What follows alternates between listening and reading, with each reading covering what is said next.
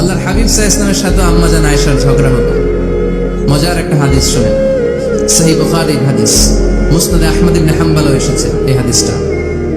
আম্মা জান আয়েশার সাথে ঝগড়ার পর আম্মা জান আয়েশাও রাগ, আল্লাহ রাসূল সাল্লাল্লাহু আলাইহি ওয়াসাল্লামও রাগ। এখন রাগ মেটানোর দরকার আছে না নাই? আল্লাহ রাসূল সাল্লাল্লাহু আলাইহি ওয়াসাল্লাম বললেন, আয়েশা চলো মিটমাট করে ফেলি। সুবহানাল্লাহ কইবেন না? চলো মিটমাট করি। তো কারে ডাকবো মিটমাটার জন্য? ওমর রে ডাকি। আম্মা জান আয়েশা বলে, না, ওমর গলিফ, ওমর খুব মেজাজওয়ালা, আমার ডর লাগে। তোমার আব্বারে ডাকি। আব্বারে ডাকেন। আব্বারে ডাকেন। খুশি হয়ে গেছেন আম্মা জান আয়েশা রাদিয়াল্লাহু আনহা। আবু বকর রাদিয়াল্লাহু চলে আসলেন, দাঁড়ালেন। এবার বিষ্ণু সাল্লাল্লাহু আলাইহি ওয়াসাল্লাম বললেন, তাতাকাল্লিমিন আও আতাকাল্লাম, কি ঘটছে আমাদের মাঝে, তুমি বলবা না আমি বলবো? আম্মা জান আয়েশা বললেন, তাতাকাল্লামু আনতা ওয়ালা তাকুল ইল্লা হাক্কান, আপনিই বলেন তবে সত্য ছাড়া মিথ্যা বলেন না। আবু বকর রাদিয়াল্লাহু তাআলা আনহু শুনে রেগে গেলেন, কি এ কেমন কথা তোমার? নবীকে উদ্দেশ্য করে তুমি বলছো সত্য ছাড়া মিথ্যা বলবেন না, নবী কখনো মিথ্যা বলবে নাকি? রেগে মেয়ের গায়ে মেরেছে এক চোর খেয়ে আম্মা জান আয়েশা উল্টে পড়ে গেলেন। সাইয়েদনা আবু বকর রাদিয়াল্লাহু তাআলা আনহু রেগে গড়গড় করতে লাগলেন, আবার মারার জন্য উদ্যত হলেন। আম্মা জান আয়েশা রাদিয়াল্লাহু তাআলা আনহু বাঁচার জন্য এবার বিশ্বনবীর পিছনে যে আশ্রয় নিলেন। সুবহানাল্লাহ পড়বেন না? বিশ্বনবী সাইয়েদনা আবু বকরের সামনে দুই হাত মেলে ভেবে দাঁড়িয়ে গেলেন। আল্লাহর হাবিব যখন আম্মা জান আয়েশাকে বাঁচানোর জন্য দুই হাত উঁচু করে দাঁড়িয়ে গেলেন, সাইয়েদনা আবু বকর থেমে গেলেন। সাইয়েদনা আবু বকর এই পরিস্থিতি দেখে ঘর থেকে বের হয়ে ঘরের বাইরে দাঁড়ালেন। এবার আল্লাহর রাসূল সাল্লাল্লাহু আলাইহি ওয়াসাল্লাম আম্মা জান আয়েশাকে তুললেন, বললেন, ইয়া আয়েশা কাইফা রাআইতিনি আনকাযতুকি মিনার রাজুল, দেখলা নাকি কেমন করে আমি তোমার বাবার হাত থেকে তোমারে বাঁচালাম? আজকে আমি যদি সামনে দাঁড়িয়ে না বাঁচাতাম, তোমার বাবা তোমারে একেবারে মেরেই ফেলতো। সুবহানাল্লাহ পড়ে।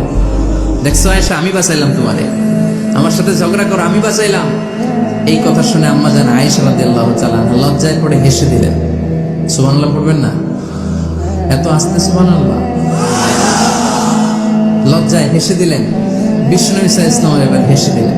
দুইজনের হাসাহাসি শুনে বাইরে থেকে আবু বকর রাদিয়াল্লাহু তাআলা আনহু হাসির আওয়াজ শুনে অবাক, কি রে এতক্ষণ যুদ্ধ, এখন আবার হাসি কেন? হাসে দেখার জন্য সাইয়েদনা আবু বকর রাদিয়াল্লাহু তাআলা আনহু ঘরের ভেতরে ঢুকলেন। ঢুকে দেখেন আম্মা জান আয়েশাও হাসে, বিশ্বনবীও হাসে। সাইয়েদনা আবু বকর হেসে দিলেন, আরশের উপর থেকে খুশি হয়ে গেলেন কে?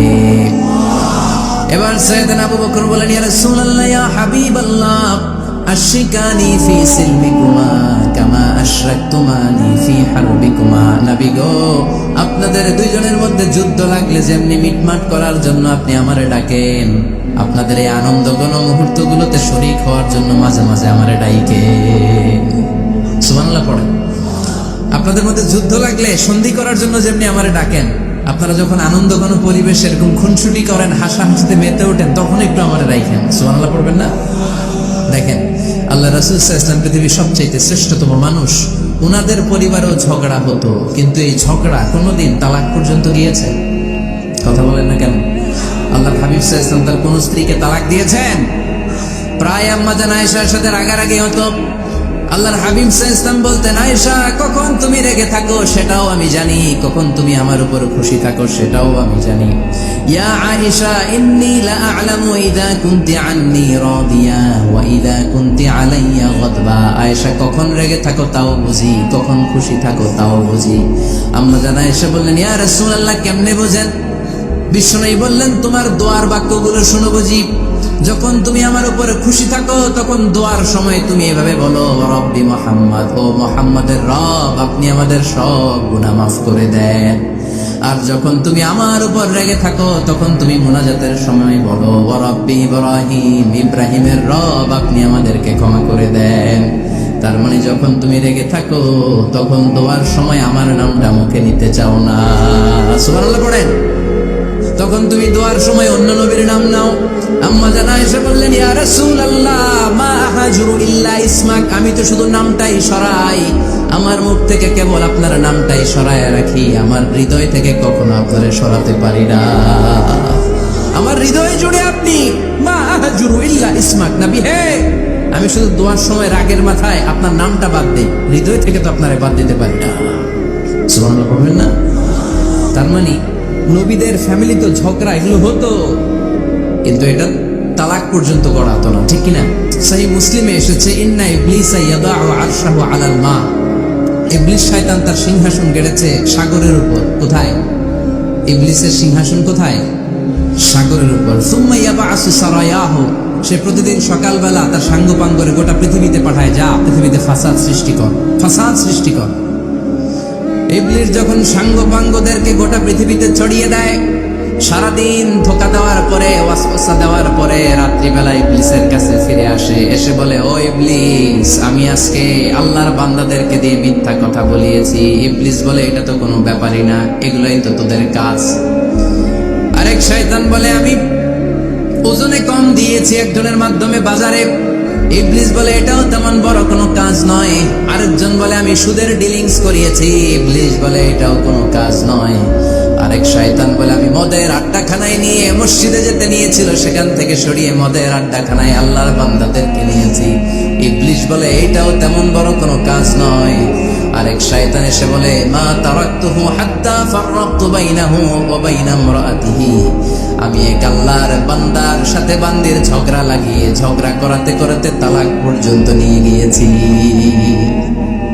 মা তারাকতুহু হাত্তা ফাররাকতু বাইনাহু ওয়া বাইনা ইমরাআতিহি, আমি এক ইমানদার পরিবারকে ধ্বংসের শেষ প্রান্তে নিয়ে গিয়েছি। সামান্য ঝগড়ার পরে আমি ওয়াসওয়াসা দিতে দিতে, ঝগড়া বাড়াতে বাড়াতে তালাক পর্যন্ত নিয়েছি। ইবলিস বলে, শাবাশ, তুই তো কাজের মতো কাজ করেছিস, আমার কাছে আয়, আমার কাঁধে ওঠ। ইবলিস তখন ওই শয়তানকে কাঁধে নিয়ে নাচতে শুরু করে। নাউজুবিল্লাহ পড়বেন না?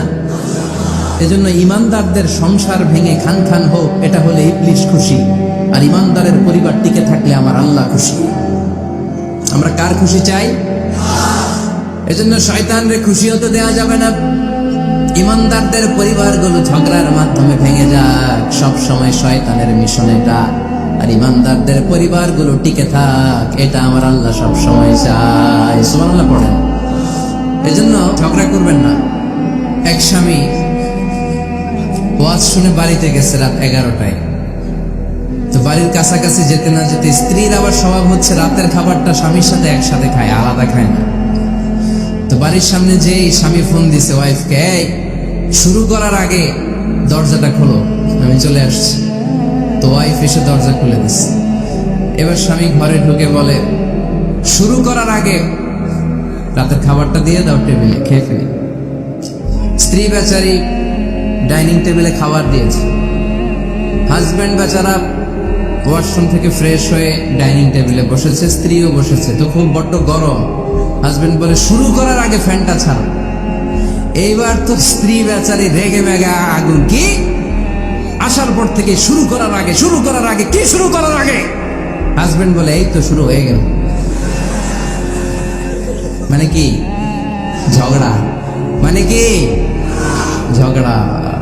প্রিয় ভাইয়েরা, ঝগড়া করবেন না।